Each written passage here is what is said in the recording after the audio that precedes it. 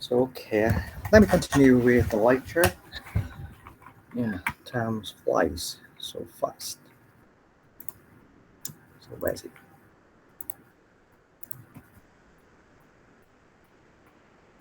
Hmm, okay.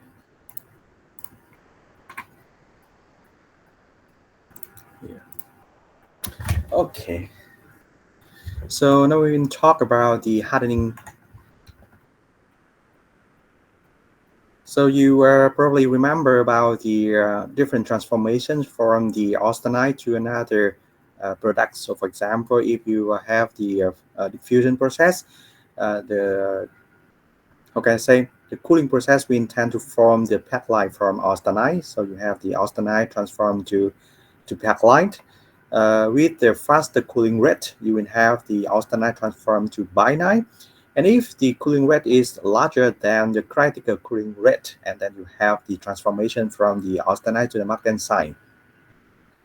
And that is why this is noted here that with the high cooling rate, and then you would have the transformation from the austenite to the martensite without the formation of the pectide. Because you know that in order to create pectide, the process need to diffuse the carbon atoms in order to form the pectide. Because why? Pectide here is the compound between the ferrite and the cementite. Ferrite, you know that contain 2.0002% of carbon, which is the maximum amount of carbon inside the ferrite, whereas inside the cementite you will have the 6.67% of carbon, and therefore you need to diffuse carbon, uh, yes, from the austenite to form ferrite and to form to form the cementite in order to have pectide. And with the martensite, you do not need the diffusion process, and everything will be captured inside martensite structures. And then you, after the transformation, you will have the austenite residual austenite. So the hardened abilities of the stain depends on different, let's say, factors. First, it depends on the chemical composition of the stain. So the higher amount of carbon content, for example, the harder the material. Or if you tend to add more alloying elements to the steel, and you should have the stronger the steel with respect to the carbon steel with the same amount of carbon content.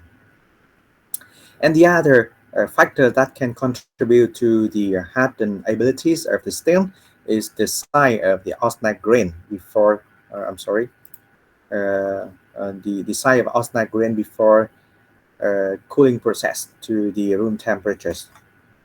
Yeah. So generally speaking, the larger the grain size and the weaker the material is. So uh, no surprising things over here.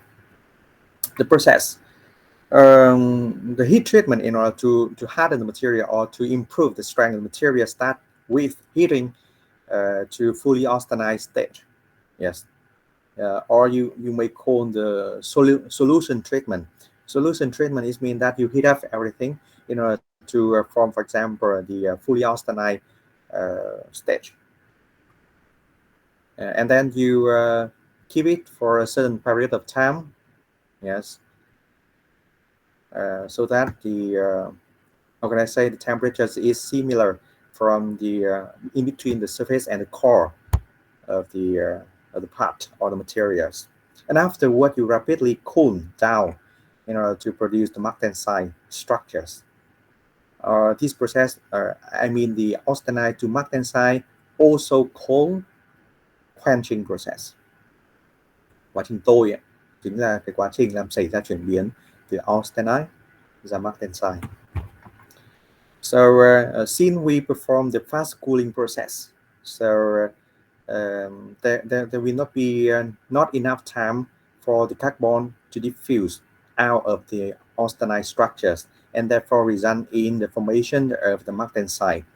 And in such a case, you do not have equilibrium structures, and therefore the martensite structures does not occur in the iron carbon diagram, as I already mentioned, because everything's occur on the iron carbon diagram must be in equilibrium. And austenite, martensite is not equilibrium structures.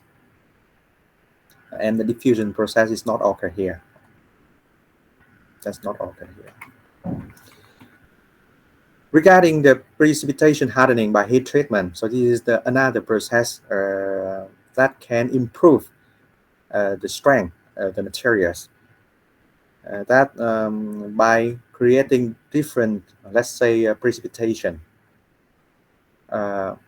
Tiếng Việt các bạn hiểu nôm na nó là một cái pha rắn nhỏ mịn phân tán trong cấu trúc, thì người ta gọi là precipitation. Và những cái pha rắn nhỏ mịn đấy làm tăng độ cứng thì người ta gọi là precipitation hardening.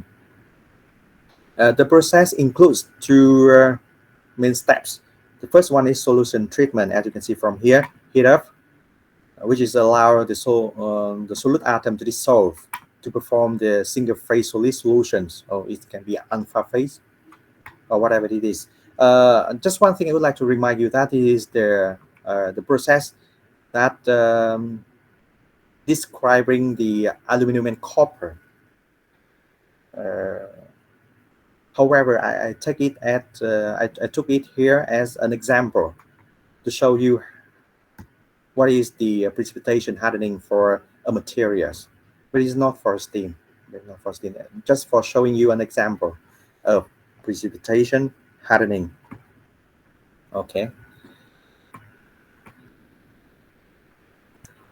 And here, heat up, for example, up to the, for example, with the composition C0 for a certain material, let's say steam, for example, when you heat up to the fully alpha stage, yes, and you promote this dissolution process in order to dissolve the solute atom into the solid solution alpha.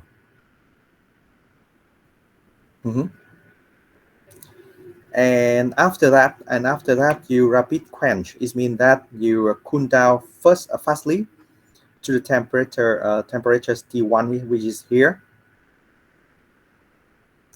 and then you have the alpha solid solution super saturated with the B atom, here. This is the binary phase diagram between A and B. It's not iron and carbon, but between A and B as an example.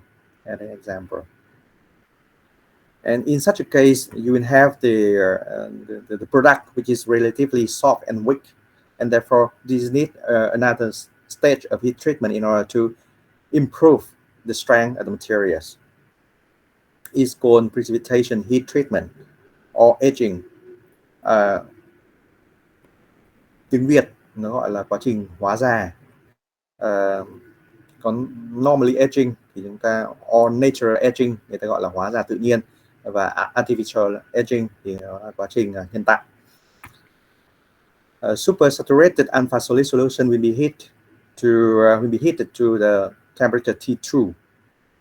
So with T2 you have the structure of alpha plus beta here, and this is the diffusion process.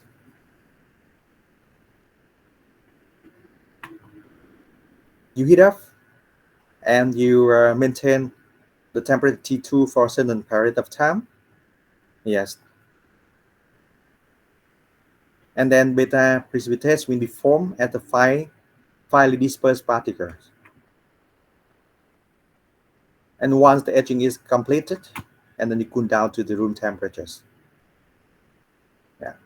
And after the process, you will have the matrix, which is mainly contain, for example, the alpha phase, and you have the dispersion of the second hard particles beta phase inside the alpha matrix, which prevent the dislocation from movement, and therefore you strengthen the materials.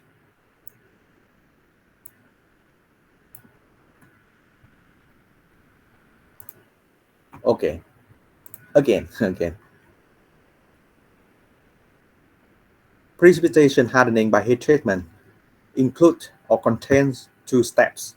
So the first step, you need to heat up So the first step is occur here, is cold solution treatment. You heat up to the temperature T0. You can see that T0 above, where you have the fully alpha structures. Okay. And when you heat up, when because at the temperature at the composition C0, at the room temperature, you will have the combination of alpha and beta phase. And when you heat up above the NM curve, we have a dissolve of the beta phase to the alpha phase. You see from the binary phase diagram between A and B here.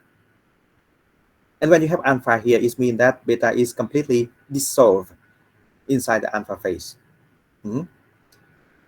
And after the solution treatment, and then you need to quench the materials. It means that you perform the fast cooling in order to create the alpha solid solution supersaturated with beta atom.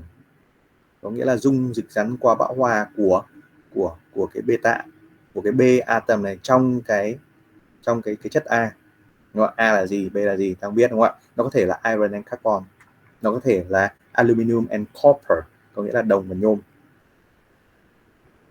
Và với cái trường hợp này thì cái giản đồ này là cái giản đồ mà tôi có thể lấy ra cho các bạn là giản đồ giữa đồng với nhôm, bởi vì là cái mô tả của thép nó không có sẵn, nhưng là chỉ để minh họa cho các bạn biết là cái precipitation hardening nó diễn ra như thế nào và chúng ta có thể xem xét nó ra làm sao. However, once you have the alpha solid solution supersaturated with beta atom, and then this microstructure is relatively soft and weak, and therefore is needed to perform the precipitation heat treatment, or you call edging. In this case, it's artificial edging because you heat up inside an oven. You do not put in the outside environment, but you heat up inside an oven, and therefore this is called an artificial edging. So when you perform the edging process, you heat up to the temperature T2, and then the supersaturated alpha solid solution will be so you still have the same microstructures alpha plus beta here, because at T2, which is below the NM curve, there's no transformation occur.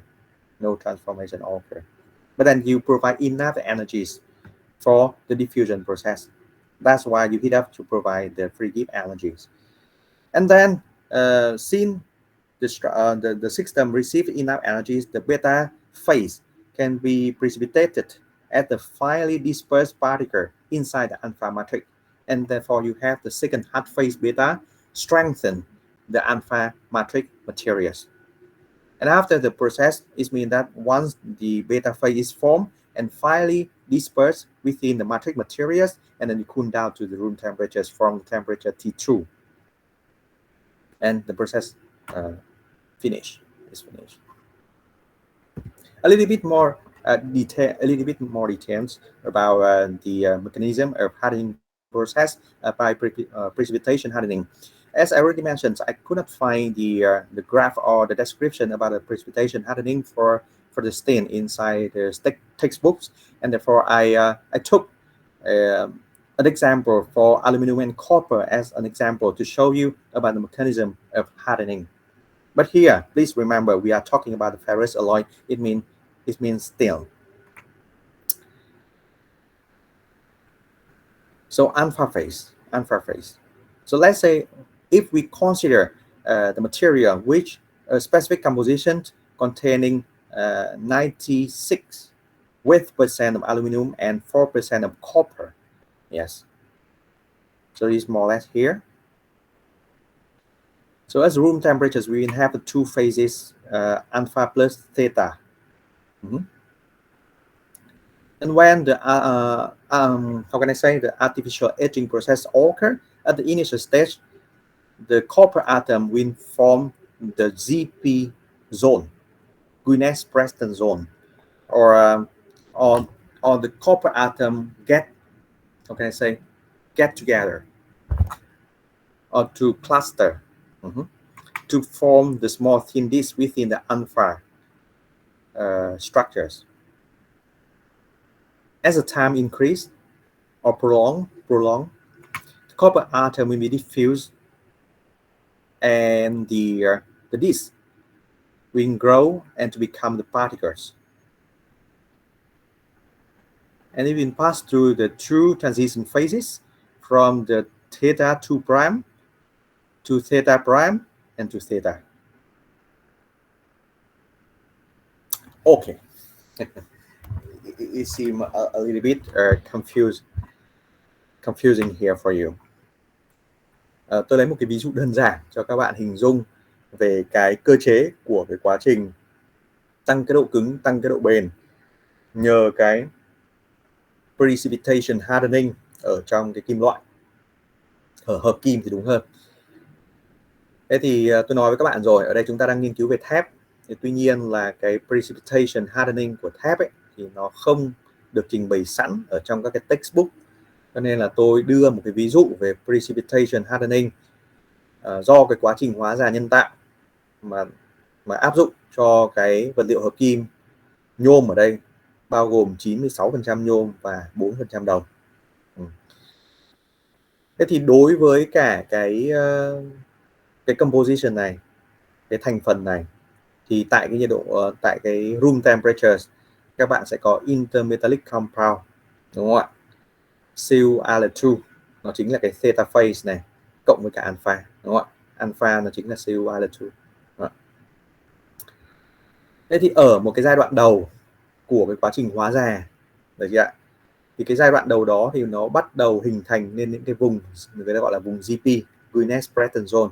Cái vùng này là cái vùng là các cái nguyên tử đồng nó sẽ tập hợp lại với nhau để tạo thành một cái vùng GP đó. Và cái vùng GP này nó sẽ làm gì ạ? Làm vặn xoắn các cái cấu trúc mạng tinh thể của các bạn, được chưa ạ? Và khi mà cái cấu trúc mạng tinh thể nó vặn xoắn lại thì chúng ta làm tăng các cái mật độ sai lệch ở trong cấu trúc mạng tinh thể lên, và do vậy là hóa bền cho kim loại. Đấy chính là lý do mà khi cái aging time ở cái giai đoạn đầu tiên, đúng không ạ, nó tăng lên thì các bạn những cái vùng GP zone ở đây ấy, nó cũng sẽ làm tăng cái độ bền của chúng ta lên. Bởi vì sao? Bởi vì nó làm vặn xoắn các cấu trúc mạng tinh thể, làm tăng các cái mật độ sai lệch lên, và như vậy là hóa bền cho kim loại. Tuy nhiên là các bạn nhớ cho tôi ấy, nó là có một vài các cái yếu tố khi mà các bạn đưa một cái nguyên tử lạ vào trong cấu trúc mạng của nhôm, mà cụ thể đây là nguyên tử đồng vào trong cấu trúc mạng của nhôm, thì do cái kích thước của nguyên tử đồng nó khác so với kích thước của nguyên tử nhôm, cho nên nó cũng làm hoặc là căng mạng hoặc là bị trùng mạng xuống, nó cũng làm sai lệch ở dưới dạng điểm, đúng không ạ? Có sai lệch điểm, sai lệch đường và sai lệch mặt. Hôm trước chúng ta có nói rồi. Thì những cái sai lệch này nó cũng làm tăng độ bền, nó gọi là solution hardening. Có nghĩa là khi mà các bạn đưa nguyên tử lạ vào, đúng không ạ, dưới dạng các nguyên tố hợp kim hóa thì nó cũng đã làm tăng bền cho cái hợp kim của chúng ta rồi. Khi nó xuất hiện cái vùng GP zone ở đây mà nó cụ thể là theta, đúng không ạ, thì nó càng làm vặn xoắn hơn, bởi vì các cái nguyên tử đồng lúc này nó nhận được cái năng lượng, đúng không ạ, nó sẽ tập hợp lại với nhau thành một cái cụm, người gọi là copper atom cluster ấy. Thì nó sẽ càng làm vặn xoắn cái cấu trúc mạng tinh thể chúng ta, nhờ đó làm tăng bền của cấu trúc mạng tinh thể. Và chúng ta sẽ có hai cái transition phase, nó là biến đổi từ theta 2 prime, theta prime và theta prime và theta. Thế thì chúng ta hiểu cách nôm na là khi mà mới hình thành ấy thì chúng ta có theta 2 prime, thì lúc này cái cấu trúc mạng của nó là cấu trúc mạng vẫn gắn với tinh thể, vẫn gắn với mạng tinh thể gọi là mạng tinh thể chủ nhà đi, vui như thế. Chủ nhà ở đây là nhôm, đúng không ạ? Thì những cái anh đồng này nó tập hợp lại và nó vẫn gắn với mạng tinh thể, nhưng mà nó làm xô lệch cái mạng tinh thể, do đó nó hóa bền. Khi mà cái quá trình hóa già nó tiếp tục diễn ra, đúng không ạ, mà vẫn ở cái trạng thái là theta 2 prime thì nó sẽ làm tiếp tục tăng bền. Tuy nhiên đến một cái giai đoạn nào đó mà khi mà cái anh theta 2 prime này nó chuyển hết thành cái anh theta, có nghĩa là cái anh theta lúc này nó đứng độc lập, nó không còn liên kết cấu trúc mạng với cả cái anh nhôm ở bên ngoài nữa, thì lúc này là cái độ bền nó bắt đầu giảm, bởi vì làm sao nó không làm vặn xoắn mạng so với cái trạng thái thứ hai nữa. Các bạn nhìn ở phía dưới, đúng không ạ, cái hình mô tả ở phía dưới đối với mạng tinh thể là khi mà cái theta phase particle nó ổn định, đúng không ạ, và nó đứng có thể gọi là độc lập và không làm vặn xoắn mạng tinh thể của cái anh nhôm bao quanh nó nữa, thì lúc này cái độ cứng và độ bền nó sẽ giảm so với cái trường hợp thứ hai, có nghĩa là nó làm vặn xoắn. Thì tôi có hướng dẫn cho các bạn rồi là cái mật độ sai lệch trong cấu trúc mạng tinh thể của chúng ta mà tiến tới vô hạn thì độ bền nó cũng sẽ tiến tới vô hạn. Đấy là cái phương pháp hóa bền thứ nhất. Phương pháp hóa bền thứ hai là gì? Làm giảm mật độ sai lệch xuống tối thiểu thì chúng ta cũng sẽ làm hóa bền được cho cái vật liệu của chúng ta. Đấy là có hai phương pháp để hóa bền vật liệu. Thì đây là cái mô tả về cái cơ chế mà hóa bền bằng cái phương pháp precipitation hardening. Tôi muốn giới thiệu cho các bạn biết. Còn tiếng Việt ở đây là hóa bền bằng phương pháp là tạo pha rắn nhỏ mịn phân tán, đúng không ạ? Thì nó cũng đây là cách dịch của Việt Nam. And this slides just provide you an additional information regarding the mechanism of hardening process. So you see that, yes, first you have the enhancement of the strength for the materials based on the solid solution strengthening. This is strengthening by solid solution. This means that you add additional material, additional atoms of the second material, of the second metal to the, for example, add copper atoms to the aluminum matrix, and then you have the solid solution strengthening. And when you perform the artificial etching at the higher temperatures, for example, T2, and then the GP zone is formed, and therefore it's improved the strength of the materials. And once the GP zone is growth to the particles, and it's still attached to the lattice structures of the aluminum matrix, and then you have the coherent precipitates. And in such a case, you will have the maximum strength. But once the grain of the second hard phase is completely formed, and there's no link with the surrounding matrix materials, and in that case, it will not distort the matrix surrounding, and therefore you have the incoherent precipitates. And in this circumstance, and the strength will be reduced, but it's still higher than the original strength of the single material, or before the artificial hardening process, artificial etching process. So this is something that I would like to highlight here. But you can read it here. Auto-wand mechanism is mean that you create the dislocation, but it's a circle dislocation around the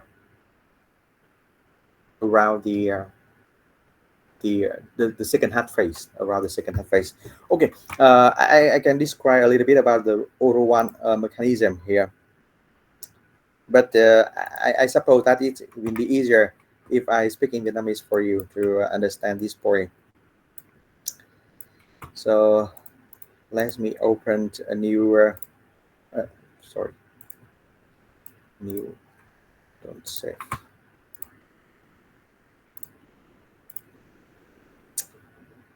Here. Okay, so let me talk to you about the two methods in order to improve the strength of the material. This, I believe, that is the third time that I talk to you about this point. But I would like to remind you about that. So you have the two curve, how can I say? Two axes. The vertical is the I forgot the strength of the material, and the horizontal axis is the density of dislocation. Trục tung thì các bạn sẽ có là cái độ bền hoặc là cái ứng suất của vật liệu chúng ta, và cái trục nằm ngang người ta gọi là mật độ lệch, density of dislocation. Thì chúng ta sẽ có hai cái phương pháp để hóa bền cho kim loại nhìn chung, hoặc là các bạn giảm cái mật độ lệch xuống mức tối thiểu, hai là chúng ta làm tăng mật độ lệch lên mức tối đa, đúng không ạ? Thế thì chúng ta sẽ có một cái điểm minimum ở đây, được chưa ạ? Thế thì chúng ta sẽ có hai biện pháp, hoặc là làm tăng mật độ lệch lên đến tối đa, đấy là phương pháp các bạn ví dụ như tiến hành rèn kim loại chẳng hạn, các bạn đập tới lui giật lùi thì các bạn dồn hết tất cả các sai lệch lại, đúng không ạ? Các bạn làm cái hạt từ to thành nhỏ, hạt nhỏ tăng vùng biên giới hạt, tăng dần vùng biên giới hạt có nghĩa là tăng vùng sai lệch. Tăng vùng sai lệch thì chúng ta sẽ hóa bền cho kim loại. Hoặc là các bạn chế tạo vật liệu đơn tinh thể, giảm mật độ sai lệch xuống tối thiểu thì chúng ta cũng sẽ hóa bền, đúng không ạ? Bởi vì chúng ta không có sai lệch gì nữa thì đương nhiên là cái kim loại chúng ta nó sẽ đạt được độ bền lên rất là cao. Thì đây là hai cái phương pháp để hóa bền. Và thông thường thì chúng ta sẽ quan tâm đến cái anh tăng mật độ lệch lên tối đa cho vật liệu kim loại là vật liệu đa tinh thể. Thế còn giảm mật độ lệch xuống tối thiểu thì dành cho vật liệu đơn tinh thể.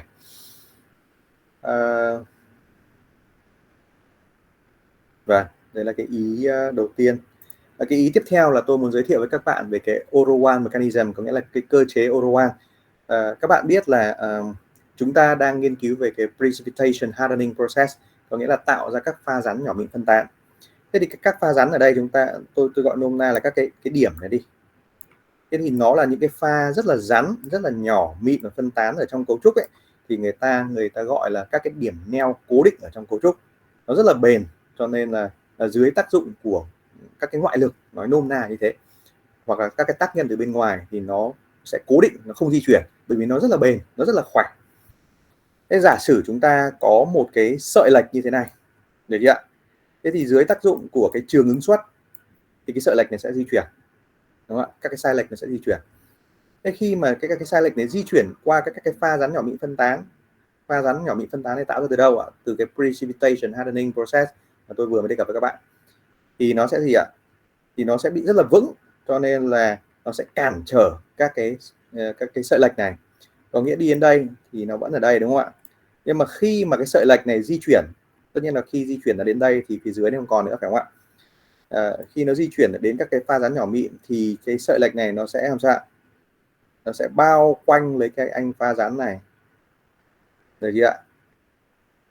Nó sẽ bao quanh lấy anh pha rắn nhỏ mịn phân tán. Và nếu như chúng ta tiếp tục tác dụng cái gì ạ? Trường ứng suất lên cái sợi lệch này để làm cho cái sợi lệch di chuyển, thì tất nhiên là sợi lệch thì có thể di chuyển được, nhưng mà cái trường ứng suất này không đủ để làm cho cái pha rắn nhỏ mịn này nó di chuyển, nó vẫn đứng yên ở trong cấu trúc, cho nên người ta gọi nó là pha hóa bền.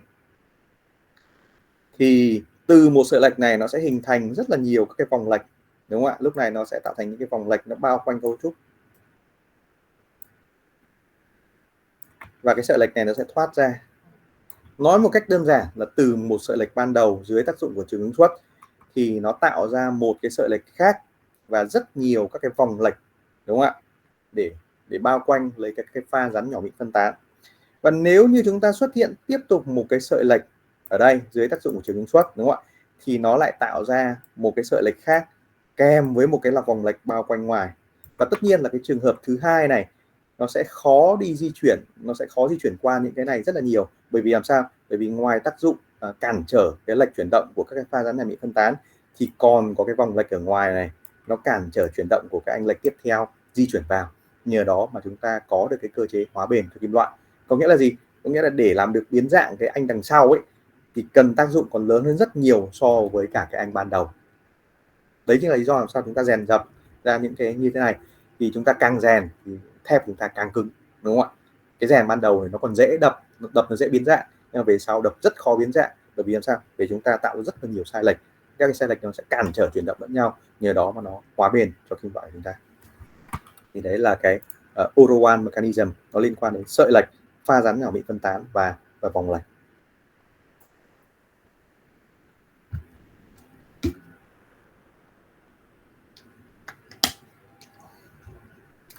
Tất nhiên là ở đây tôi có thể nói vui như thế này thôi, nói vui thôi, đó là trong một cái xã hội chẳng hạn, nếu như cái xã hội của chúng ta, lấy ví dụ như là xã hội, không có cái xã hội nào là hoàn thiện cả, nhưng mà tôi đang lấy ví dụ vui, nếu như một cái xã hội mà nó có ít những cái thành phần bất hảo, đúng không ạ, thì cái xu thế của người ta thì sẽ là gì ạ? Người ta sẽ giáo dục, người ta sẽ bồi dưỡng như thế nào đó để làm sao những cái thành phần như thế người ta tốt lên, đúng không ạ? Thì xã hội của chúng ta nó sẽ là ổn định. Ngược lại, nếu mà cái số lượng đấy nó quá đông rồi thì phải để các cái thành phần đấy nó tự cản trở lẫn nhau, chứ còn không thể làm giảm xuống đến mức tối thiểu được. Thì nói vui, nó là hai cái phương pháp để tạo ra một cái sự ổn định. Thì nó đối với kim loại, đối với cái kim loại chúng ta thì nó sẽ, các bạn tưởng tượng ấy, giảm mật độ lệch đến mức tối thiểu thì chúng ta sẽ có vật liệu đơn tinh thể và nó sẽ hóa bền cho cái kim loại của chúng ta. Ngược lại với vật liệu đa tinh thể, nó có cái vùng biên giới hạt rồi, nó vốn dĩ là nó có rất nhiều vùng biên giới hạt. Vùng biên giới hạt là vùng chuyển phương mạng của các cái hạt rồi, dẫn đến là nó có sự sai lệch mạng tinh thể ở cái biên giới đó, cho nên là chúng ta đã không làm được nó xuống tối thiểu ấy, thì đối với đa tinh thể người ta tăng lên mật độ lệch lên tối đa để từ đó người ta hóa bền cho kim loại. Và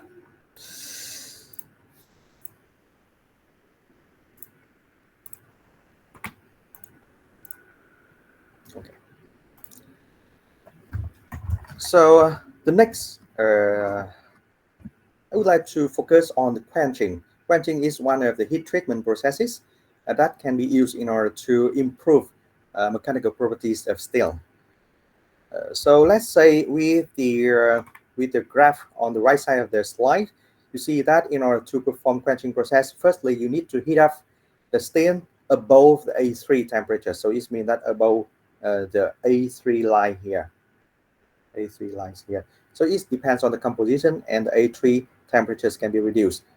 So once the composition of carbon increase up to the eutectic point, and then the temperatures of A3 reduce up to down to 727 degrees C. So that you have above here is fully austenite stage. And quenching is mean that you how can I say, you promote the transformation process from the austenite to the martensite in order to have the body center tetragonal, chính phương thể tâm, body center tetragonal.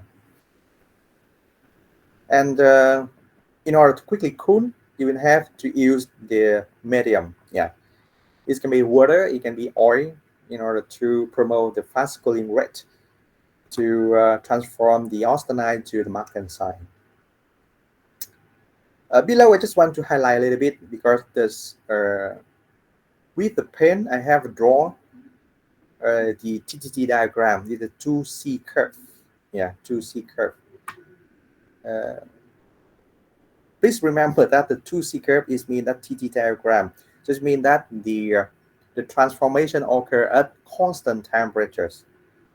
But here is the continuous cooling transformation curve. And this means that comparing to the TTT diagram, there is certain modification regarding the position of the C curves.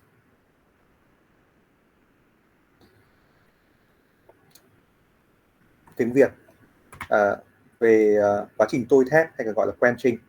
Thế thì để tiến hành tôi thép được thì bước đầu tiên là các bạn sẽ phải nung nóng từ bề mặt lẫn tâm của thép để có cái trạng thái hoàn toàn là austenite. Cái điều đó được thực hiện bởi cái cách là gì? Chúng ta heat up lên trên cái nhiệt độ A3, đúng không ạ? Trên nhiệt độ A3 đối với thép trước cùng tích và cùng tích. Sau khi có cái nhiệt độ trên A3 để có fully austenite state rồi thì chúng ta sẽ tiến hành làm nguội với vận tốc lớn bằng vận tốc tới hạn, đúng không ạ? Thì cái quá trình chuyển biến nó sẽ từ austenite về martensite. Martensite là các mạng chính phương thể tâm, đúng không ạ? Và cái tốc độ của quá trình làm nguội này thì phụ thuộc vào cái môi trường làm nguội. Môi trường làm nguội ở đây có thể là bằng nước, có thể là bằng dầu hoặc là các cái môi chất khác. Thế thì cái temperature transformation diagram này của chúng ta, đúng không ạ? Thì cái quá trình chuyển biến nó sẽ diễn ra nhiệt độ không đổi. Bởi vì chúng ta biết là khi mà quá trình chuyển biến xảy ra thì chúng ta sẽ có 3 cái anh cùng xuất hiện. Ví dụ là austenite về backline hay là cái gì đấy chẳng hạn. Thì chúng ta sẽ tồn tại là cả backline này. Backline thì nó là ferrite với cementite cộng với cả austenite, như vậy có 3 phase ở đấy. Số bất tự do nó sẽ bằng 0. Do đó là cái quá trình chuyển biến nó sẽ diễn ra tại một cái nhiệt độ không đổi, constant temperatures.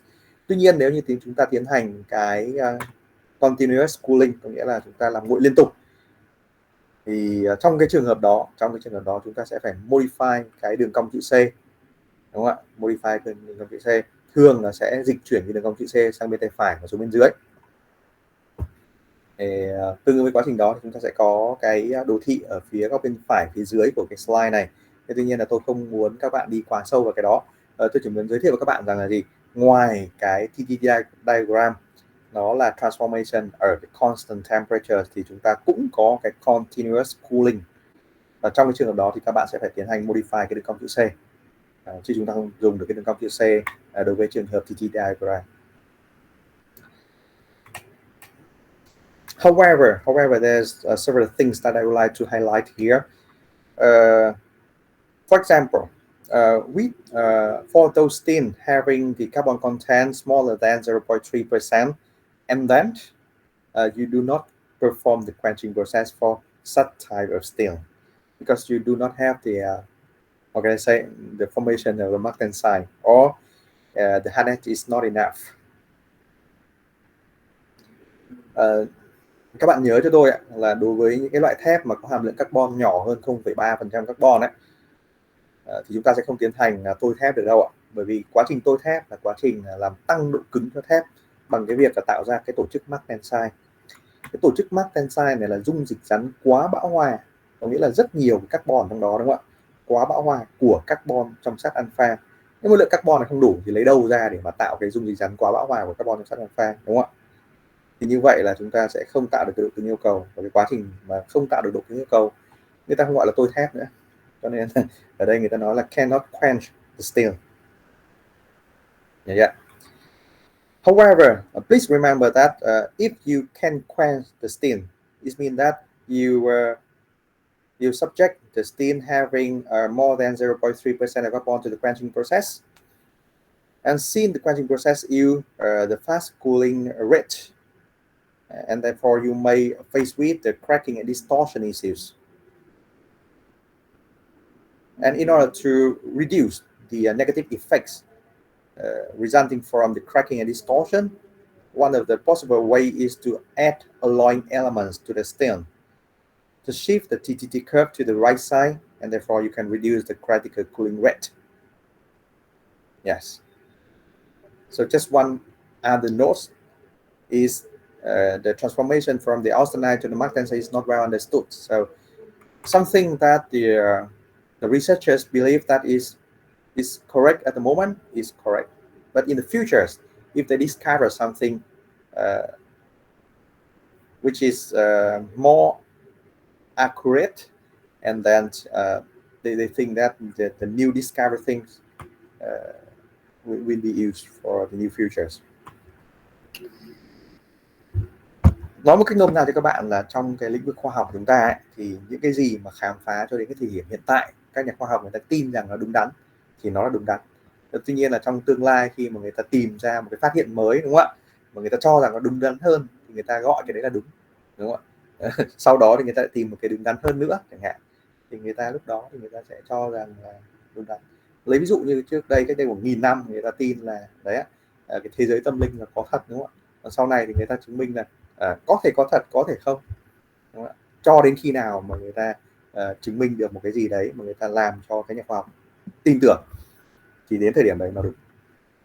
Sau này thì chúng ta sẽ cùng nói tiếp này ạ. Thế thì đối với cái anh rapid quenching ở đây có nghĩa là làm nguội nhanh với vận tốc lớn bằng vận tốc tới hạn để các bạn tạo ra cái tổ chức martensite thì khi chúng ta làm nguội nhanh quá thì nó sẽ xảy ra cái hiện tượng là chênh lệch nhiệt độ giữa bề mặt và tâm của chi tiết là lớn. Cái chênh lệch này nó sẽ tạo ra cái thermal gradient, có nghĩa là chênh lệch về mặt nhiệt độ, đúng không ạ? Thì cái đó sẽ sinh ra một trạng thái ứng suất dư. Trạng thái ứng suất dư này mà nó được xả ra trong cái quá trình chi tiết làm việc ấy, thì nó sẽ sinh ra cái quá trình nứt gãy, đúng không ạ? Vặn xoắn chi tiết. Thế thì để làm giảm các cái nứt gãy và vặn xoắn xảy ra bởi cái quá trình tôi thép này thì người ta nghĩ đến phương pháp là tại sao tôi không làm nguội với vận tốc nhỏ hơn. Đấy. Thì đấy là một cái lối thoát để làm giảm những cái nứt gãy hoặc như những cái vặn xoắn cho chi tiết sau quá trình tôi thép. Thế giảm bằng cách nào? Vâng. Thế thì tôi sẽ mở cho các bạn tiếp tục cái page.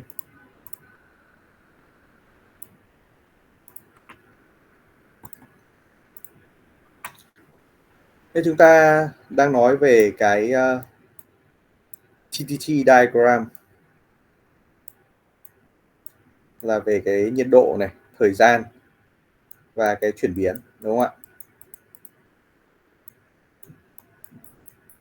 Thế thì khi mà chúng ta nói lúc nãy là về các cái thép carbon chẳng hạn,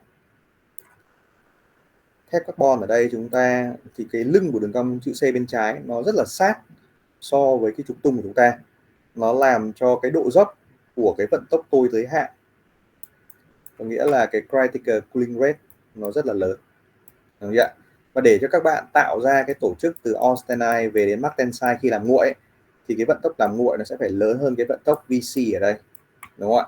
Chúng ta tạm gọi là VM là vận tốc để mà tạo ra cái tổ chức Mach tensile. Độ dốc mà lớn như này có nghĩa là tốc độ làm nguội nó rất là nhanh và nó sẽ xảy ra cong vênh nứt nẻ. Tôi lấy ví dụ như là khi mà các bạn dùng một cái chảo nhôm để các bạn nấu nướng chẳng hạn, các bạn đang nấu nóng, các bạn đưa nước lạnh mà để làm nguội, lập tức nó sẽ xảy ra cong vênh. Chảo tốt thì nó sẽ lâu cong vênh hơn, còn chảo kém thì nó cong vênh ngay lập tức. Đấy là cái trạng thái ứng vất dư, nó sinh ra cái distortion. Thế thì để làm giảm cái vận tốc tôi giới hạn này thì chúng ta sẽ phải shift cái position của cái đường cong chữ C này sang bên tay phải. Thì khi mà cái đường cong chữ C nó sang bên tay phải, đúng không ạ, thì dẫn tới là cái slope của cái vector làm nguội này nó sẽ giảm đi, đúng không ạ? Cái slope này nó sẽ giảm đi, nhờ đó mà chúng ta giảm được các cong vênh nứt này. Thế để đường cong chữ C này được đẩy sang bên phải thì người ta nghĩ ra cái biện pháp là hợp kim hóa bởi các nguyên tố hợp kim, thì nó sẽ modify cái position của các cái đường cong chữ C này đi sang bên phải, thì chúng ta sẽ có cái hiệu ứng làm nguội nó chậm hơn, mà chúng ta vẫn sinh ra tổ chức Mach tensile, hay gọi là Mach tensile.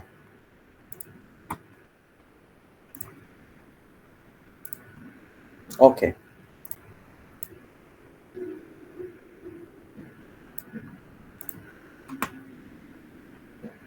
So do you have any questions regarding the heat treatment process, especially regarding the quenching process that I have talked about?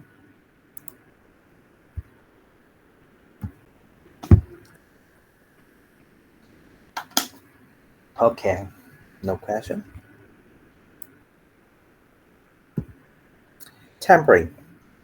So I already mentioned to you that after the quenching process, you apply very fast cooling rate, and therefore after the process you will have the large residual stress. You have the residual austenite, and you need to bring back to the more stable condition. And that is the reason that you need to perform the tempering process, hay chúng ta còn gọi là quá trình ram thép.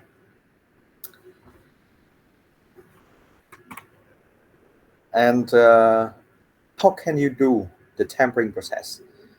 So generally speaking, you heat up the steel or steel alloy to the temperatures which is below than the A1 temperatures, which means that's below 727 degrees C. Maintain the temperatures for a certain period of time to promote the transformation.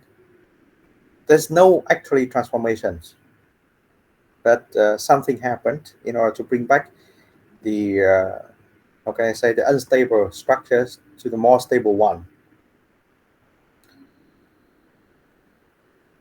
So the steel, for example, with the simple Mach tensile structures, yeah, you know that it has very little useful values, and you need to temper the steel. And as already mentioned, you need to heat up to the temperature which is below A1, so below 727 degrees C, and cool down to the room temperatures. But please remember that the cooling process is low to promote the diffusion process. So at the end of the process, you will have more stable structures and less brittle comparing to the Mach tensile after the quenching process. And basically, you know that by increasing the temperatures or by prolonging the time for the tempering process, and the strength is reduced. Yeah, basically is reduced. So we do not need very high strength or very brittle materials because it cannot withstand the impact forces. We need to balance between the strength, the hardness, and the ductility, and the percentage of elongations. Mach tensile is great because it has high hardness, but it's more brittle. So we need something is a little bit more stable, is we should reduce the hardness of the material while increasing a little bit the ductilities of the material. That that we expect. That we expect. That is the reason that we perform the tempering. And after the quenching, after the quenching and tempering process, the product can be used for light shock application, like in the case of thin sheet punching D. And the tempering can be performed at the range from 190 up to 250 degrees C to reach the hardness of 60 up to 63 Rockwell C. Rockwell C. And in the case of heavy duty applications, and the tempering temperatures can be ranged from 540 degrees C up to 560 degrees C to reach the hardness of 52 up to 56 Rockwell C, and the others.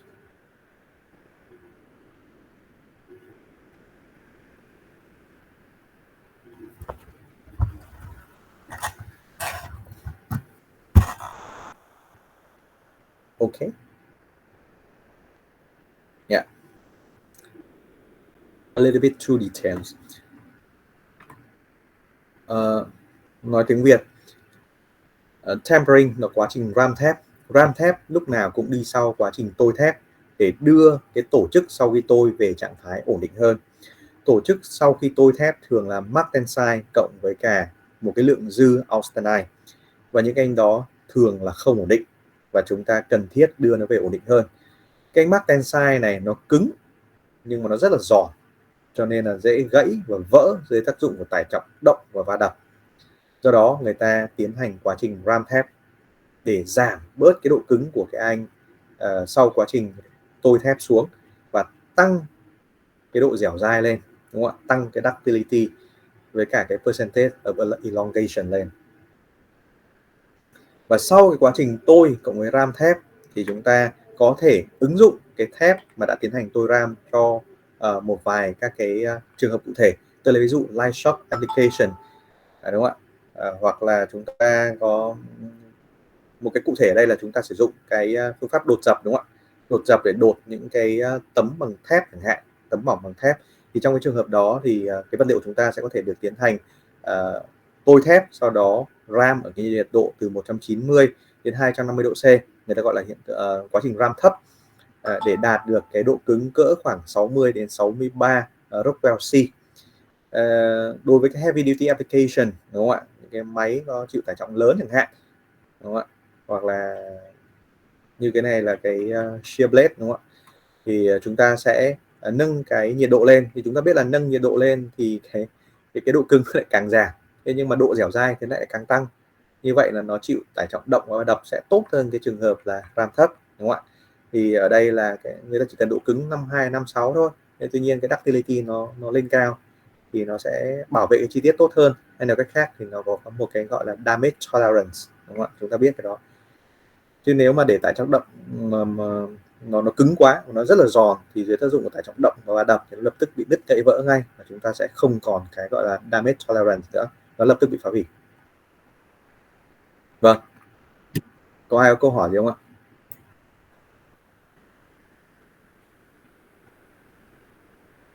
Yeah, now we can have a short break and we can resume the class as more or less too.